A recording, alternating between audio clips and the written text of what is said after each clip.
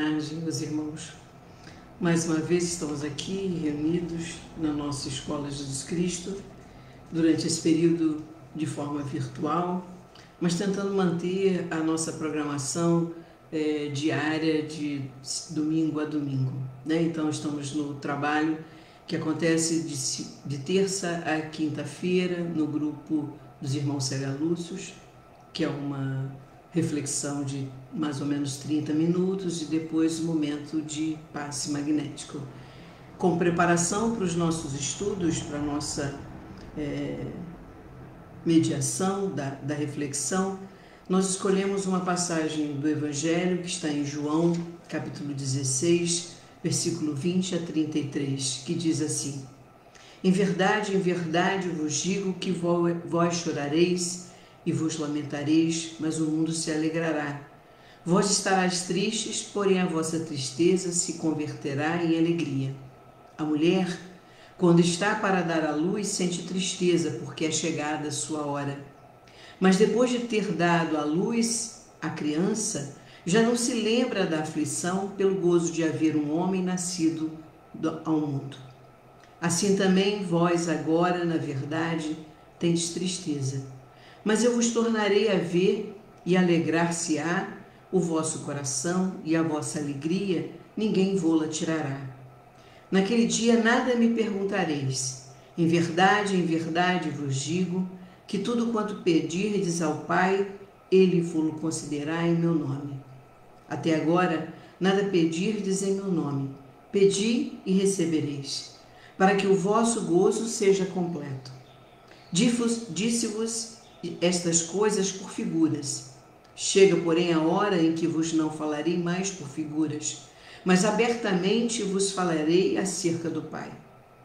Naquele dia pedireis em meu nome, e não vos digo que eu rogarei por vós ao Pai, pois o Pai mesmo vos ama, visto que vós me amaste e crestes que eu saí de Deus. Saí do Pai e vim ao mundo. Outra vez deixo o mundo e vou para o Pai. Disseram os seus discípulos: eis que agora falas abertamente e não por figura alguma. Agora conhecemos que sabes todas as coisas e não necessitas que alguém te interrogue. Por isso cremos que saíste de Deus. Respondeu-lhe Jesus: credes agora? Eis que vem a hora e já é chegada, em que vós sereis dispersos, cada um para o seu lado, e me deixareis só. Mas não estou só, porque o Pai está comigo. Tenho-vos dito essas coisas para que em mim tenhais paz.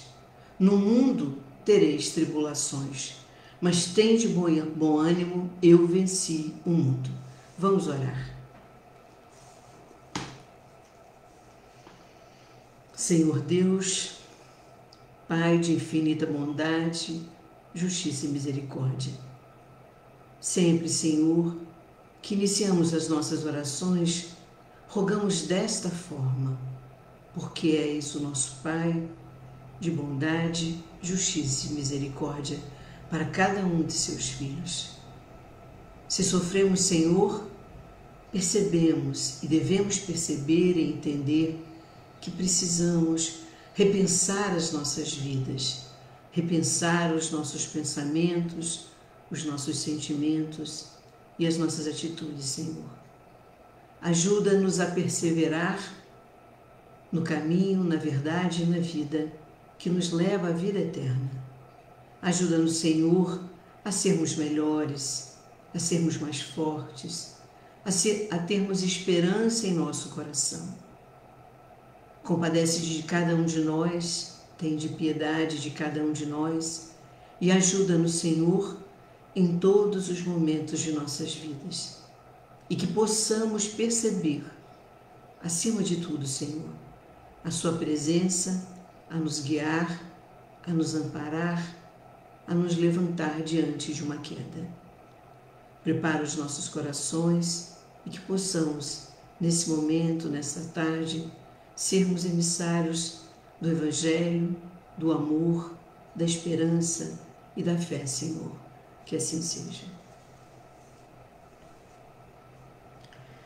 Meus irmãos, como preparação para a nossa prece, nós escolhemos um pensamento, uma passagem do Evangelho, que é uma passagem que Jesus começa a se despedir dos discípulos.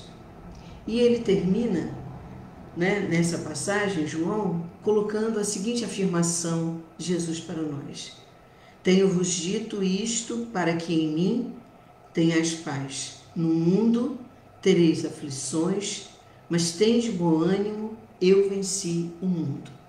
Jesus, nesse momento, estava dizendo que é preciso que nós enfrentemos as nossas aflições, os nossos momentos de testes como oportunidades, mas que encaremos essas aflições de uma forma diferente com aquela que temos encarado. Hoje, a nossa reflexão está no livro Reconforto, psicografado por Chico e ditado pelo Espírito de Emmanuel, e chama-se O Estudo da Aflição. Eu tenho sido surpreendida por várias mensagens em que, seja nas tardes ou às vezes no momento à noite de pregação na escola, nesse momento virtual, em que a temática envolve muito a questão da aflição, a questão da dúvida, a questão da dor, a questão das nossas dívidas, não somente com os outros, mas com as nossas próprias vidas. E esta mensagem aqui me fez refletir novamente sobre essa questão, que seria: que aflição é essa? E Emmanuel nos intitula a mensagem no estudo da aflição. Então ele está nos levando a não só ler a mensagem, mas encará-la e percebê-la como uma possibilidade de aprendizado. Porque tudo que estudamos com atenção, com reflexão, podemos aí sim começarmos a aprender e adquirir um conhecimento, em que cada um de nós faz uso desse conhecimento da melhor maneira possível, dá o seu encaminhamento tão necessário.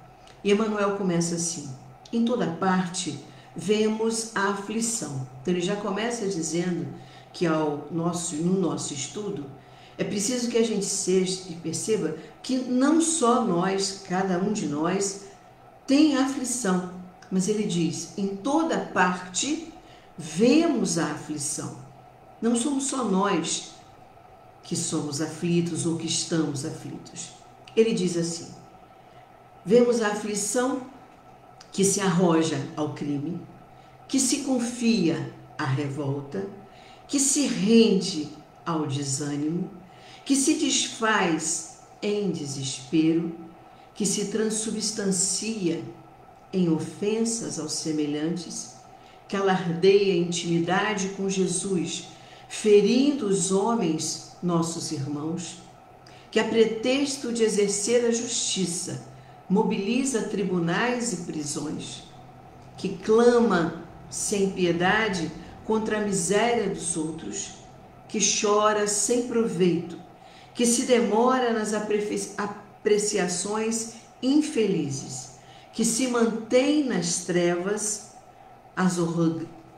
azorragando os que buscam a luz, que se irrita, que maltrata, que vergasta e maldiz. Então veja bem que esse estudo da aflição, e não podemos nos esquecer que no Sermão do Monte, Jesus, no alto do monte, conversa, dialoga, ensina, evangeliza, acalma os corações, e entre uma das suas bem-aventuranças, ele se dirige aos aflitos.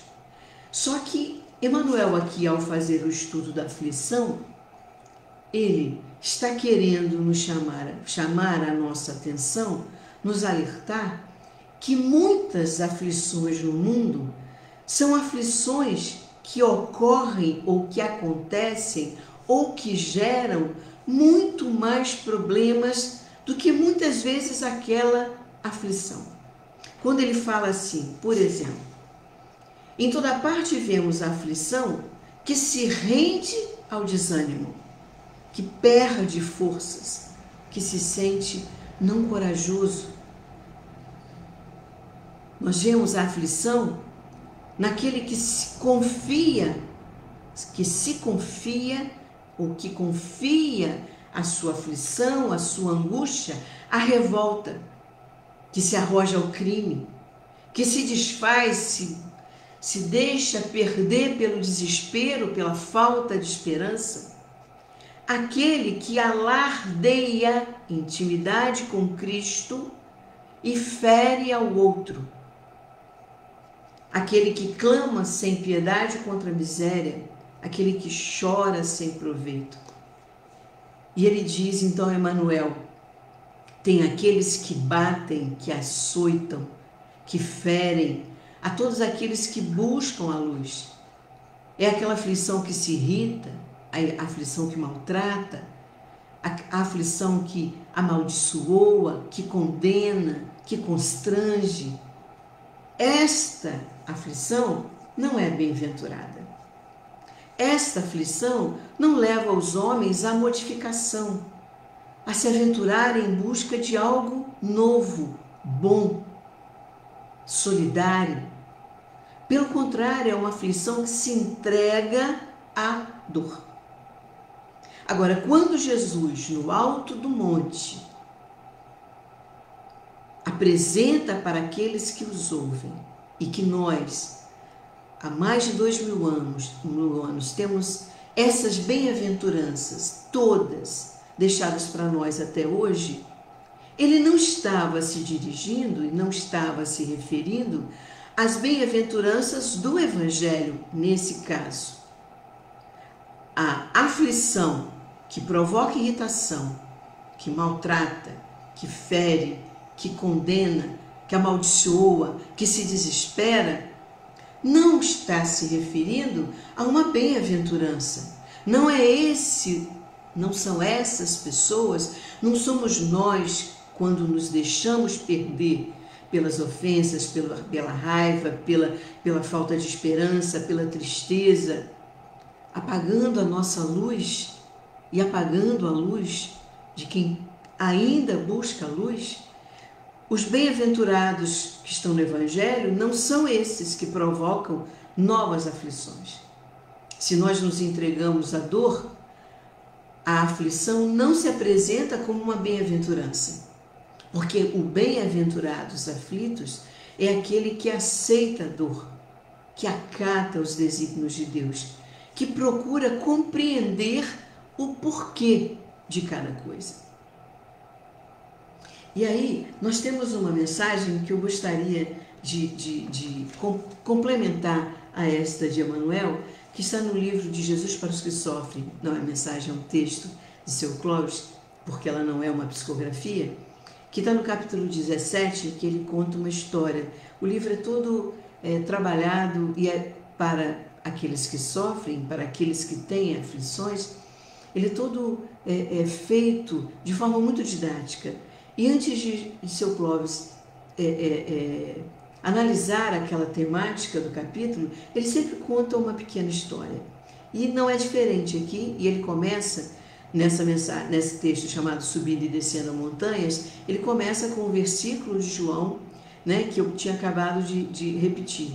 E ele fala assim: o Sadhguru Sundar Singh, eminente filósofo e apóstolo cristão indiano, em magnífica análise psicológica do homem que sofre, apresenta-nos a imagem de um viajante inculto e cansado, a subir e descer montanhas.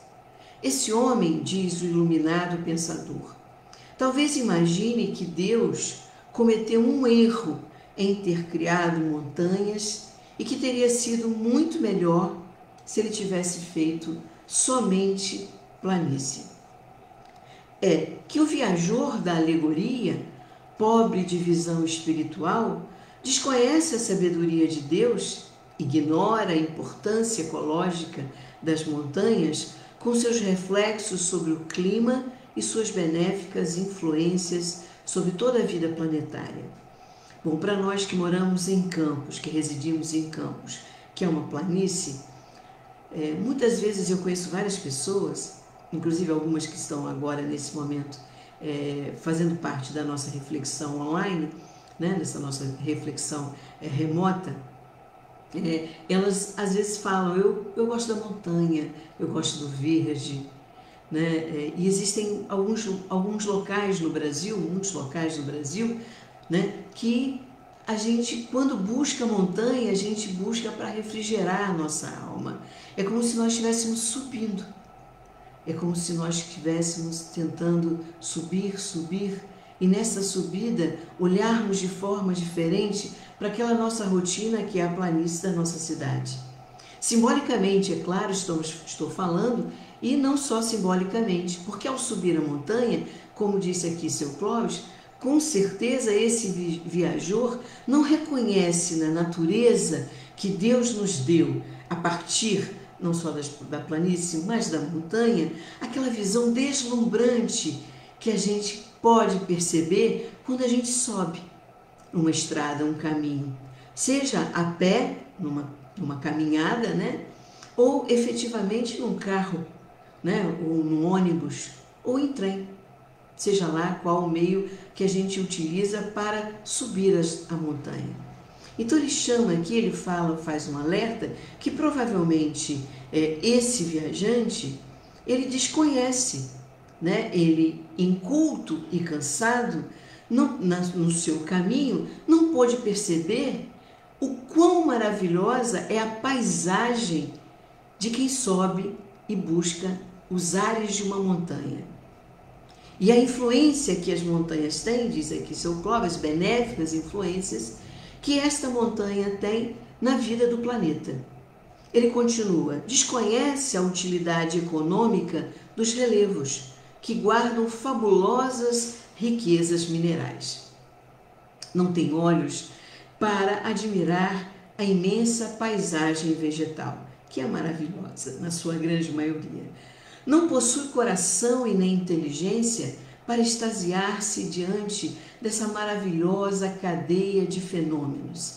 As neves dos cumes, dando origem às geleiras. As geleiras a sustentar as torrentes lançando-se em cascatas. As cascatas a escavarem os vales, transformando-se em rios nas extensas planícies. Não, o viajor só cogita o seu cansaço.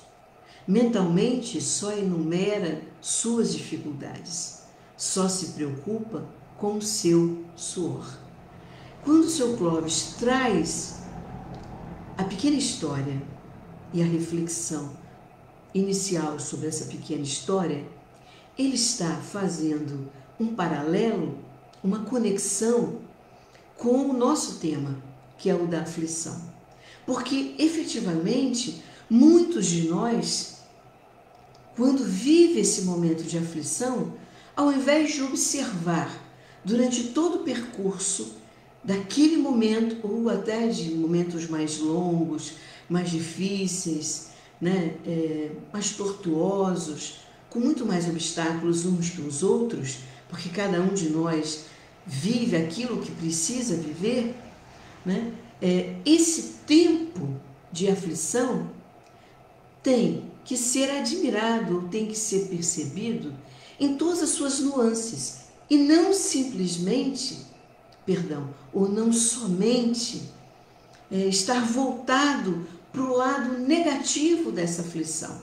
É evidente que ao subir uma montanha ou fazer uma caminhada, seja na planície ou na montanha, se não estamos preparados fisicamente, nós vamos nos cansar. E talvez nesse cansaço nós tenhamos muita dificuldade, assim como esse viajor, de observar as maravilhas, a beleza dessa caminhada, as oportunidades que Deus nos dá para perceber as bênçãos recebidas, que muitas vezes nem percebemos que elas existem, mas que com certeza elas existem. E aí, ao invés disso, como aqui na mensagem, que foi a mensagem para a nossa reflexão, a aflição se arroja ao crime, se confia à revolta, se rende ao desânimo. Com pretexto de exercer a justiça, mobiliza tribunais e prisões. Se clama sem piedade contra a miséria dos outros. Chora sem proveito, se irrita, maltrata, machuca, bate aquele que muitas vezes está no nosso lado para nos mostrar a luz, que já está em busca de um caminho diferente e quer nos apoiar. E como nós, ao invés de nos bem-aventurarmos, de reconhecermos o quão venturosa e quanta aventura, bravura nos possibilita esses momentos de testes, de dificuldades, de tristezas, de desconforto, e por que não afirmar de aflição? Porque vivemos num mundo de provas e expiações. E aí seu Clóvis continua, é idêntica à atitude do viajor subindo uma montanha, cansado e desconhecendo muitas vezes o valor de cada momento e de cada pedacinho daquela natureza, que é um dom, que é uma bênção divina. Ele chama esse homem de cansado e inculto. Ele diz que a nossa atitude diante de uma aflição é como esse viajor, subindo e descendo as montanhas da nossa vida, subindo e descendo, ou percorrendo o caminho da nossa vida, em planícies ou montanhas, nós temos uma atitude idêntica à do homem natural diante de um sofrimento e suas implicações. Não havido, vou só pular, ele é bem viajante exausto a reclamar contra o peso da dor, o pelejar contra as provações da vida, que lhe parecem montanhas inimigas. Não sabe que as aflições proporcionadas sempre são nossos deméritos e necessidades. Guarda um objetivo glorioso para cada um de nós, qual da purificação de nossos espíritos imortais. E terminando, nas reflexões que seu Clóvis faz nesse capítulo, as venturas espirituais no grande além que nos espera e espera todos nós, são tão grandes e profundas para os que sofrem em Cristo, que não se podem comparar com as amarguras e as dores transitórias dessa vida presente. Então, seu Clóvis nos faz uma comparação a um viajor. E a gente vê às vezes na TV como tem pessoas que se aventuram em viagens fantásticas, de bicicleta, de motocicleta, sozinho ou com um parceiro, uma parceira, ou em grupo, de ônibus, de avião, mas são aventureiros. Aventureiros que querem buscar novos caminhos, novas conquistas, novas descobertas. E muitos não conseguem, durante todo esse período, absorver o que esse percurso lhes dá de aprendizado.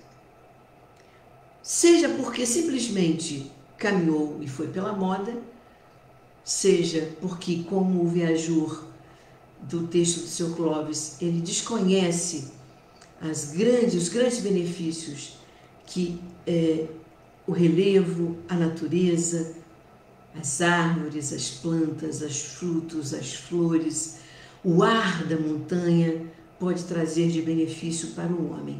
É cansativo subir uma montanha, subir e descer? Evidente que sim. Mas se nós nos preparamos fisicamente, esse cansaço é muito menor, muito mais suave. Se nós nos preparamos quando fazemos esse percurso, tentando saber para onde vamos e o que vamos encontrar no caminho, conhecer um pouco a história dos lugarejos, parece que esse prazer de chegar ao ponto que a gente escolheu é outro. Pode haver um cansaço, mas não um cansaço que nos amarra, que só nos faz lembrar da dor da subida. A aflição é muito menor do que aquilo que vamos conquistar se vencermos a aflição. Porque Jesus disse que é bem-aventurados aflitos, porque eles serão consolados. Na mensagem, ele continua: recebamos no espinho que nos lancera ou no flagelo que nos humilha, a lição que a providência nos envia, e teremos chegado à celeste compreensão, para guardar em espírito e verdade o tesouro do amor que o Divino Mestre nos legou. Essas grandes, hoje eu estava vendo um pouquinho antes de começar, eu estava assistindo uma palestra online, de um evento online, chamado BEST, né? Ou seja, grande, maravilhoso, e que um dos palestrantes diz assim: é nas grandes adversidades, e são as grandes adversidades que geram os grandes aprendizados. Por meio dos momentos difíceis, dos testes, é que nós muitas vezes vamos conseguir apreender e compreender muitas coisas em nossas vidas. O porquê de muitas coisas em nossas vidas. Quando se faz um projeto de pesquisa, por exemplo, a gente tem uma introdução, e para introduzir uma pesquisa, um trabalho, um estudo, a gente busca autores que já escreveram sobre isso. Então, muitas vezes na aflição, e é muito melhor na aflição, nós buscarmos ouvir as pessoas que conhecem, que viveram, que têm exemplos, estudarmos um pouco, ou muito pouco, ou sempre o Evangelho.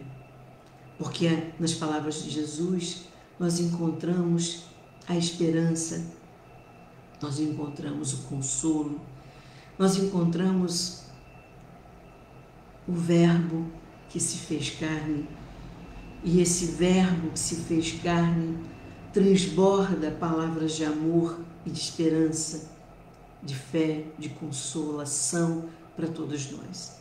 A nossa doutrina é o Consolador prometido.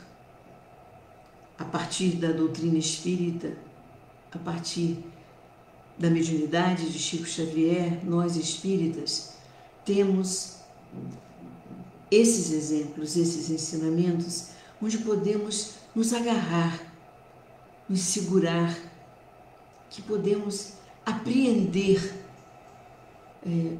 e compreender como enfrentar e como nos aventurar no sentido de querermos mais e vencermos as nossas aflições.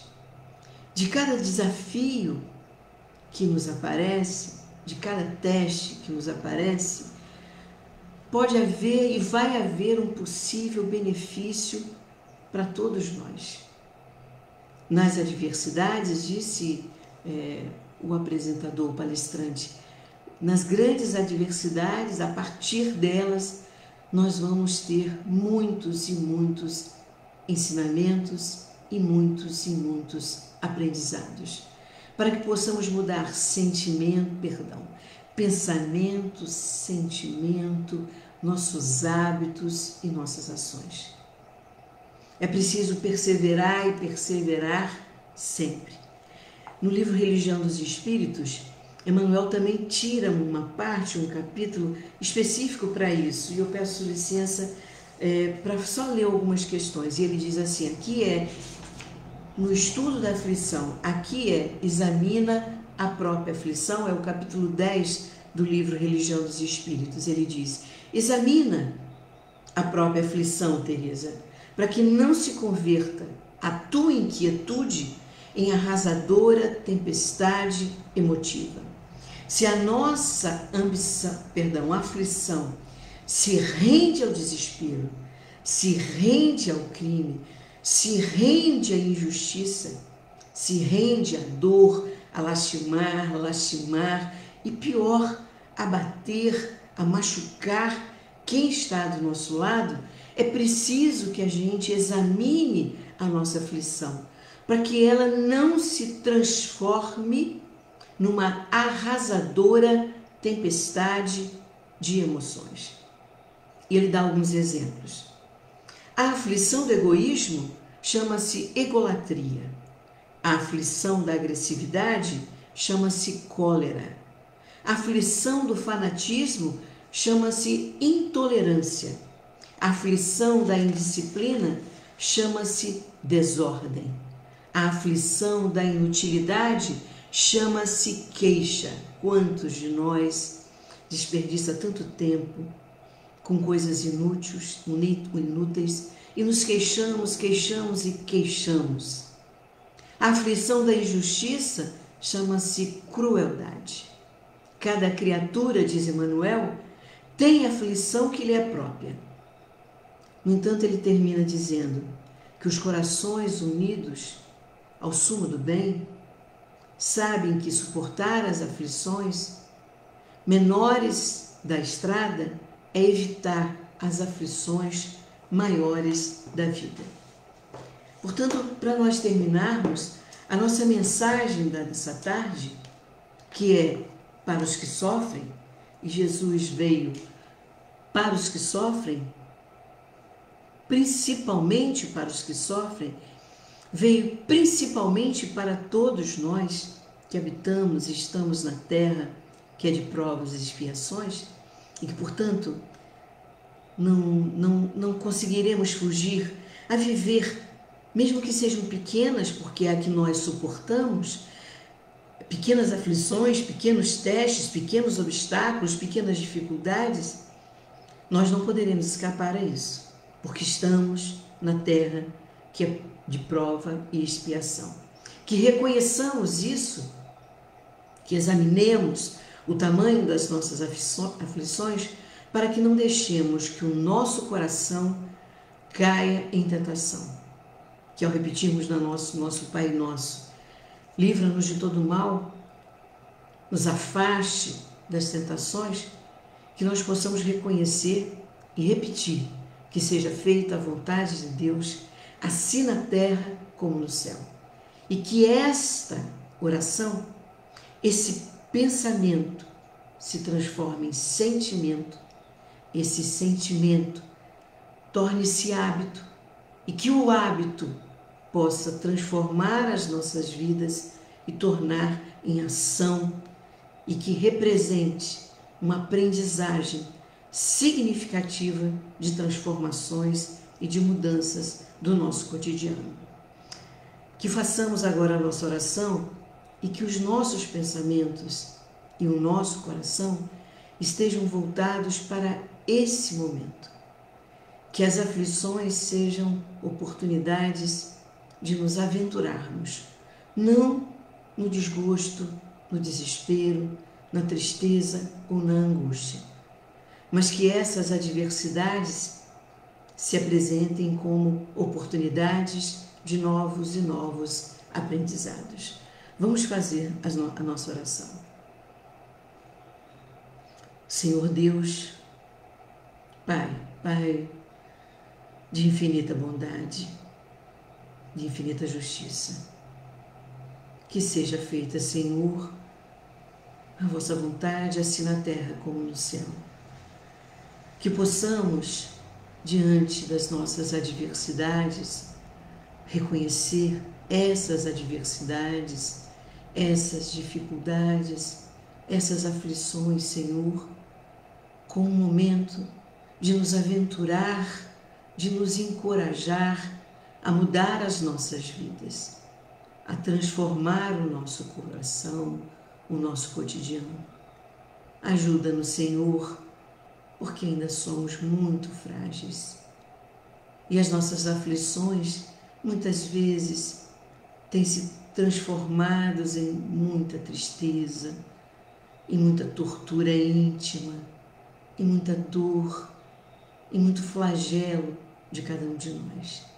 Que possamos, Senhor, reerguer-nos a cada momento, a cada teste, e que possamos, diante das pequenas ou das grandes adversidades, reconhecê-las como ensinamento e assimilar, Senhor, como um aprendizado, porque o que aprendemos, Senhor, não esquecemos.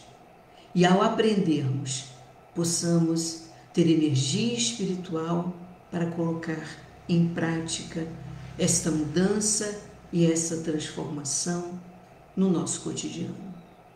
Dai-nos a paz, dai-nos a esperança, não a esperança de esperar, mas a esperança de buscar na nossa mudança, na nossa transformação interior e na transformação do nosso entorno, Senhor. Que seja feita a vossa vontade. Que assim seja.